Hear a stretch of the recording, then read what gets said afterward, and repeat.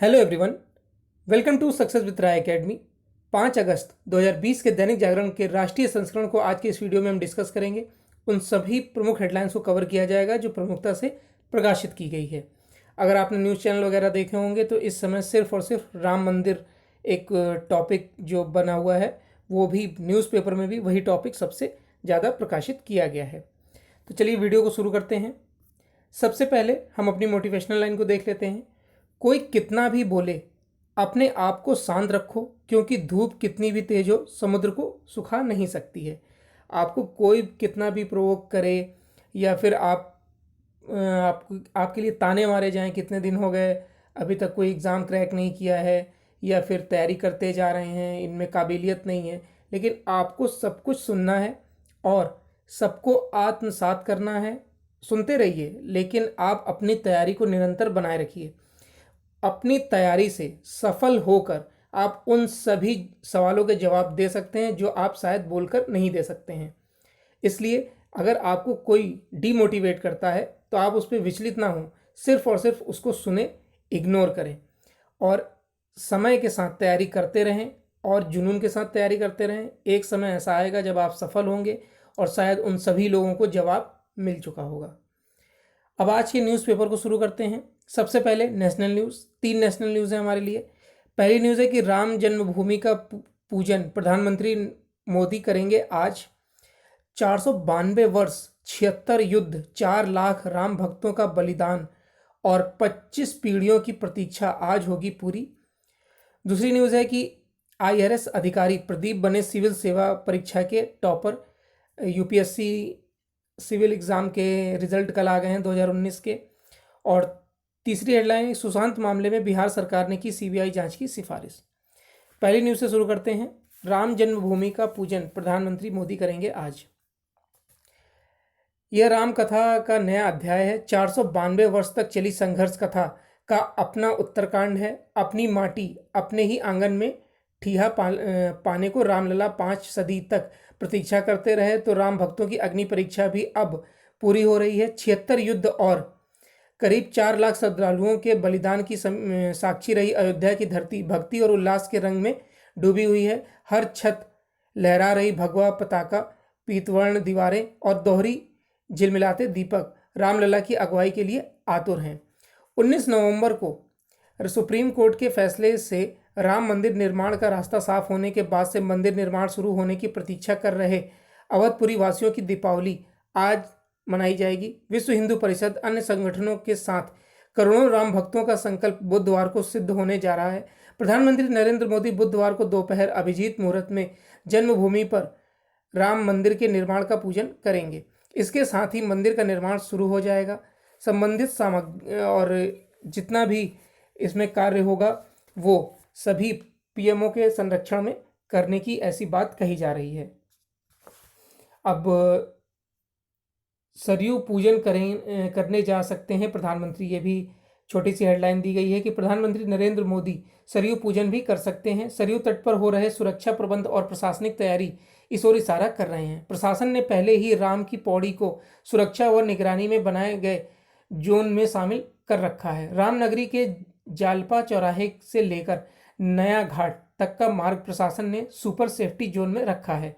इस मार्ग पर paramilitary force, snipers, NSG commando, police की कड़ी निगरानी है। नेक्स्ट न्यूज़ पर आते हैं। IRS अधिकारी प्रदीप बने सिविल सेवा परीक्षा के टॉपर। संघ लोक सेवा आयोग ने मंगलवार को सिविल सेवा परीक्षा 2019 के परिणाम घोषित कर दिए हैं। भारतीय राजस्व सेवा के अधिकारी प्रदीप सिंह ने इस वर्ष परीक्षा में शीर्ष स्थान हासिल किया है। जतिन किशोर दूसरे और प्रतिभा वर्मा तीसरे स्थान पर रहे। जतिन किशोर और प्रतिभा वर्मा भी सेवारत अधिकारी हैं। प्रदीप सिंह सोनीपत हरियाणा के निवासी हैं, जबकि किशोर दिल्ली और वर्मा सुल्तानपुर से हैं। UPSC के 829 सफल प्रतिभागियों की सूची जारी की गई है। IRS के 2019 के बैच के अधिकारी 29 वर्षीय प्रदीप सिंह अभी फरीदाबाद में सीमा शुल्क अप्रत्यक्ष कर एवं नारकोटिक्स अकादमी में प्रोबेशन पर हैं। दूसरा स्थान हासिल करने वाले जतिन किशोर भारतीय आर्थिक सेवा यानी IRS के 2018 बैच के अधिकारी हैं और अभी ग्रामीण विकास मंत्रालय में सहायक निदेशक के पद पर हैं। तीसरे स्थान पर रही भारतीय राजस्व सेवा अधिकारी प्रतिभा वर्मा ने कहा कि वह बचपन से ही आईएएस अधिकारी बनना चाहती थी। नेक्स्ट न्यूज़ है कि सुशांत मामले में बिहार सरकार ने की सीबीआई जांच की सिफारिश। अभिनेता सुशांत सिंह राजपूत के पिता के सिंह का पत्र मिलने के बाद बिहार सरकार ने मौत के मामले में सीबीआई जांच की सिफारिश कर दी है। मुख्यमंत्री नीतीश कुमार ने मंगलवार को ट्वीट पर इसकी जानकारी दी। उन्होंने कहा कि सुशांत के पिता के पत्र और डीजीपी गुप्तेश्वर पांडे के अनुरोध पर यह निर्णय लिया गया है। केंद्र सरकार ने सीबीआई जांच की सिफारिश कर दी है। इसके अलावा मामले की जांच सीबीआई से कराने के लिए सुप्रीम कोर्ट ने भी मंगलवार को 2 जनहित याचिकाएं दायर की हैं। बिहार के डीजीपी ने मंगलवार को ही मुख्यमंत्री नीतीश कुमार से पूरे मामले की सीबीआई जांच कराने का अनुरोध किया था। इसके पहले डीजीपी ने महाराष्ट्र पुलिस के रवैये पर कड़ा प्रतिकार भी किया था। उन्होंने पटना के सिटी एसपी विनय तिवारी को मुंबई में क्वारंटाइन किए जाने पर भी सख्त आपत्ति जताई थी। उसके अलावा पटना पुलिस की एसआईटी के सदस्यों को मुंबई पुलिस द्वारा धक्का देकर वाहन से बिठाए जाने पर भी नाराजगी दिखाई गई थी। कहा गया कि महाराष्ट्र के डीजीपी, गृह सचिव और अन्य वरिष्ठ अधिकारी बिहार सरकार के अधिकारियों से बात करने से बच रहे हैं। बिहार के गृह विभाग के अपर मुख्य सचिव समीर सुबहानी ने भी सोमवार को कई बार महाराष्ट्र के गृह सचिव से बात करने की कोशिश की, लेकिन बात नहीं हुई। उधर विधानमंडल के विशेष सत्र के दौरान सरकार से पूरे प्रकरण की सीबीआई जांच करने की मांग की गई है। तो ये नेशनल पेज की 3 न्यूज़ थी। अब नेक्स्ट पेज पर आते हैं। नेक्स्ट पेज है हमारा इंटरनेशनल पेज। इंटरनेशनल पेज में एक न्यूज़ है हमारे लिए, और वो न्यूज़ है कि पाक की नई करतूत, जूनागढ़ को भी दिखाया अपने नक्शे में। कश्मीर पर बाजी पूरी तरह से हाथ से निकलने से बेचैन पाकिस्तान ने एक और हरकत की है। मंगलवार को प्रधानमंत्री इमरान खान की कैबिनेट ने नया राजनीतिक नक्शा जारी किया है। इस नक्शे में न सिर्फ समूचे जम्मू कश्मीर, लेह लद्दाख को पाकिस्तान का हिस्सा बताया गया है, बल्कि गुजरात के जूनागढ़ और सर्किल लाइन को भी पाकिस्तान में शामिल करके दिखाया गया है। अब नेक्स्ट पेज पर आते हैं। नेक्स्ट पेज है हमारा बिजनेस पेज। बिजनेस पेज में हमारे लिए 2 न्यूज़ हैं। पहली न्यूज़ है अपने सबसे बुरे दौर से निकल चुकी है देश की अर्थव्यवस्था, और दूसरी न्यूज़ है शशिधर जगदीशन होंगे एचडीएफसी बैंक के नए सीईओ और एमडी। पहली न्यूज़ से शुरू करते हैं। देश की अर्थव्यवस्था अपने सबसे बुरे दौर से बाहर आ चुकी है। वित्त मंत्रालय के आर्थिक मामलों की ताज़ा रिपोर्ट में इस बात का दावा किया गया है कि मंत्रालय के मुताबिक अर्थव्यवस्था को बुरे दौर से उबारने में कृषि क्षेत्र की अहम भूमिका होने जा रही है, जिसकी जीडीपी में 15% की हिस्सेदारी है। ढांचागत स्तर पर भी सरकार जल्द 4 प्रमुख बदलाव करने वाली है। हालांकि रिपोर्ट में कहा गया है कि आने वाले समय में अर्थव्यवस्था की रिकवरी कई राज्यों में जारी कोरोना संक्रमण की कमी पर निर्भर करेगी। वित्त मंत्रालय के मुताबिक जीएसटी कलेक्शन व कोर सेक्टर के उत्पादन के साथ निर्यात में गिरावट का स्तर कम हो रहा है। वहीं ई वे बिल, बिजली के उत्पादन, माल की ढुलाई में बढ़ोतरी हो रही है। कृषि क्षेत्र से वित्त मंत्रालय को इसलिए सबसे अधिक उम्मीद दिख रही है क्योंकि इस साल मानसून सामान्य है। खरीफ की बुआई पिछले वर्ष के मुकाबले 14% अधिक है।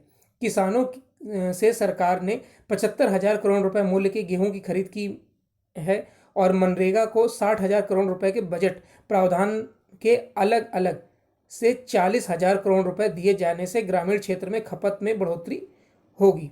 वित्त मंत्रालय की रिपोर्ट के मुताबिक चालू फसल वर्ष 2020-21 के लिए सरकार ने खाद्य उत्पादन का लक्ष्य 29.83 करोड़ टन का रखा है, जो पिछले साल मुकाबले 1% अधिक है। दूसरी न्यूज़ है निजी क्षेत्र के सबसे बड़े कर्जदाता एचडीएफसी बैंक के अगले एमडी और सीईओ को लेकर सभी कयासों पर भारतीय रिजर्व बैंक के फैसले के बाद विराम लग गया है। आरबीआई ने एचडीएफसी बैंक के आदित्य पुरी के बाद एमडी और सीईओ के रूप में शशिधर जगदीशन के नाम को अपनी मंजूरी दे दी है। एचडीएफसी बैंक ने मंगलवार को इसकी जानकारी दी है। वर्ष 1996 से एचडीएफसी बैंक के साथ जुड़े 55 वर्षीय जगदीशन फिलहाल बैंक के स्ट्रेटेजिक चेंज एजेंट तथा वित्त विभाग के प्रमुख हैं। पुरी 26 अक्टूबर को सेवानिवृत्त हो रहे हैं। एचडीएफसी बैंक में अगले एमडी और सीईओ के नाम की घोषणा का देश भर का बैंकिंग सेक्टर बेहद उत्सुकता से प्रतीक्षा कर रहा था। इसकी वजह यह है कि आदित्य पुरी के नेतृत्व में पिछले 25 वर्षों के दौरान बैंक करीब करीब फर्श से अर्श तक पहुंचा है और इस वक्त बाजार पूंजीकरण के लिहाज से देश का सबसे बड़ा बैंक है। तो ये बिजनेस पेज की 2 न्यूज़ थी। अब नेक्स्ट पेज पर आते हैं। नेक्स्ट पेज है हमारा एडिटोरियल पेज। एडिटोरियल पेज में हर बार की तरह 3 आर्टिकल हैं। पहला आर्टिकल है हमारा राष्ट्रीय स्वाभिमान का दिन।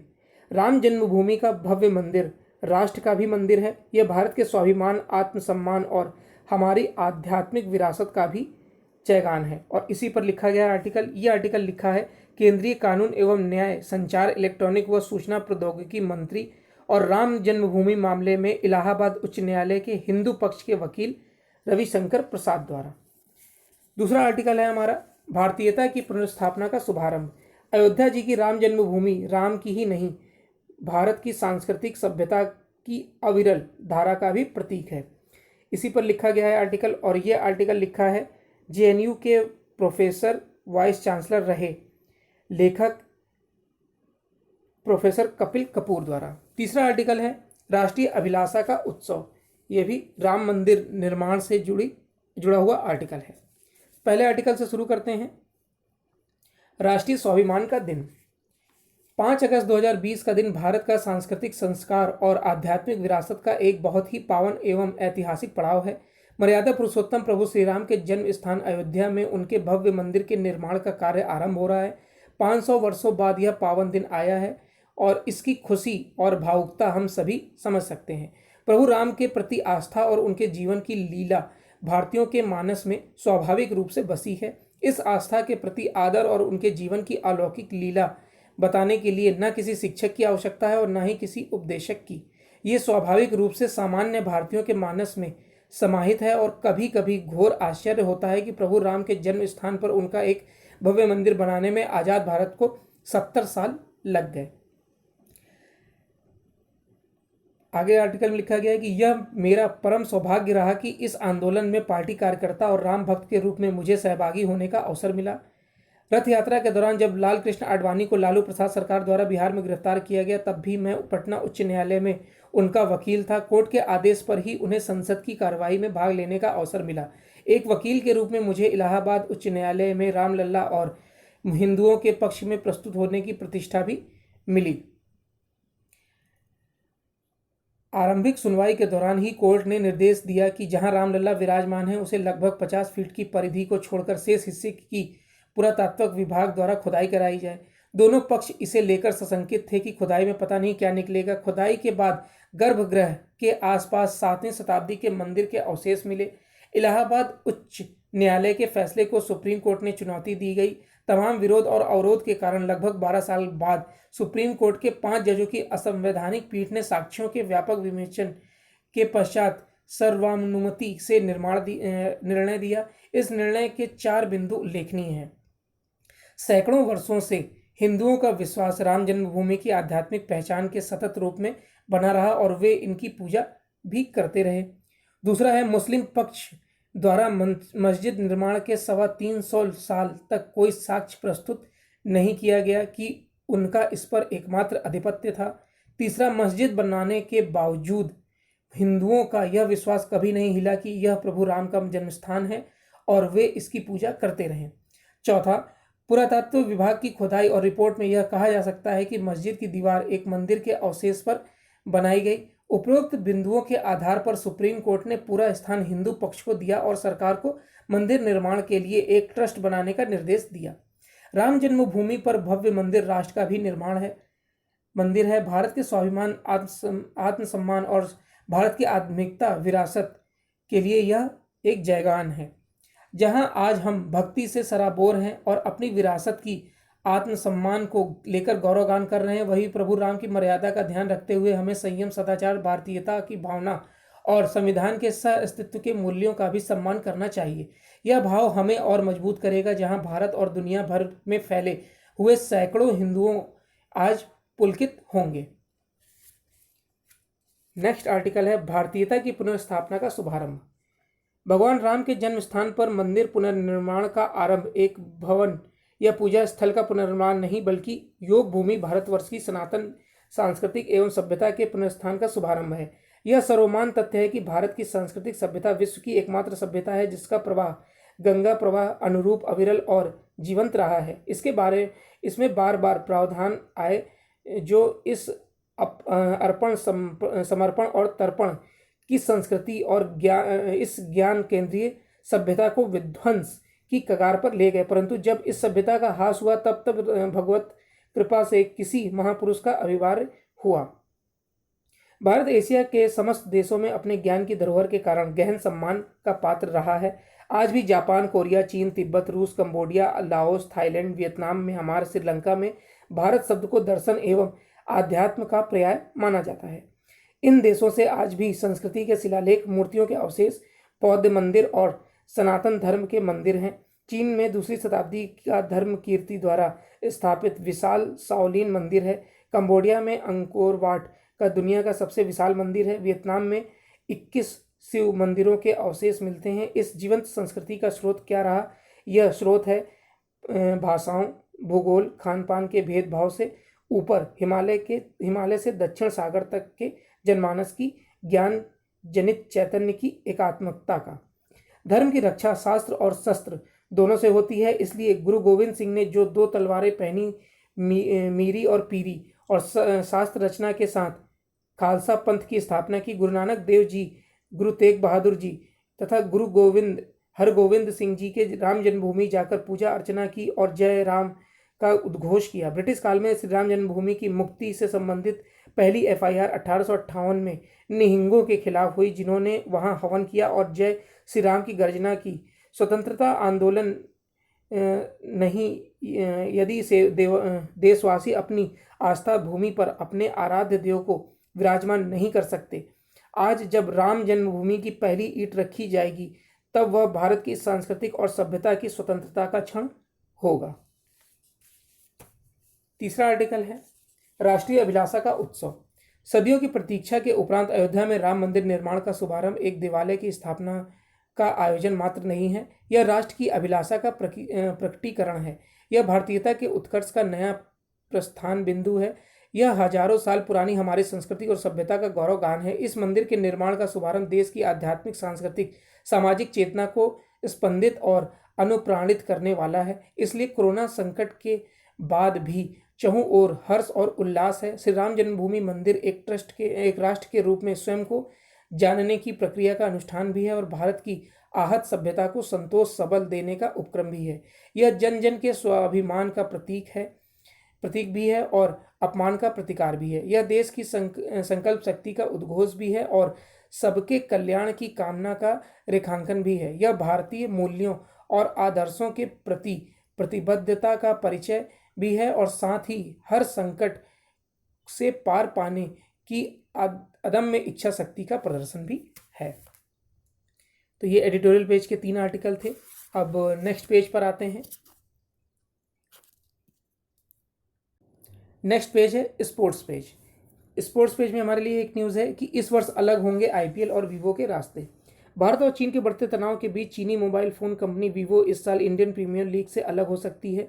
रविवार को IPL गवर्निंग काउंसिल ने चीनी प्रायोजकों को बरकरार रखने की घोषणा की थी, लेकिन सोशल मीडिया पर प्रशंसकों के गुस्से और राष्ट्रीय स्वयंसेवक संघ के समृद्ध स्वदेशी जागरण मंच के विरोध के बाद अब भारतीय क्रिकेट कंट्रोल बोर्ड बीच का रास्ता निकालने की कोशिश में है। BCCI सूत्रों के अनुसार फिलहाल दोनों के बीच यह सहमति बनी है कि IPL की मुख्य प्रायोजक कंपनी वीवो इस साल संयुक्त अरब अमीरात में होने वाले IPL से हट जाए। वीवो का वर्ष 2018 से 22 तक का 2199 करोड़ रुपए का करार है। उसके 2 साल पूरे हो चुके हैं। अब सहमति बनी है कि चीनी कंपनी इस साल मुख्य प्रायोजक के तौर पर हट जाए और उसका करार 2023 तक बढ़ा दिया जाएगा। तो ये आज का यानी 5 अगस्त 2020 का दैनिक जागरण का राष्ट्रीय संस्करण था। आई होप आपको वीडियो अच्छा लगा होगा। अगर आपको वीडियो अच्छा लगा हो तो लाइक और शेयर कर दीजिएगा। वीडियो देखने के लिए धन्यवाद।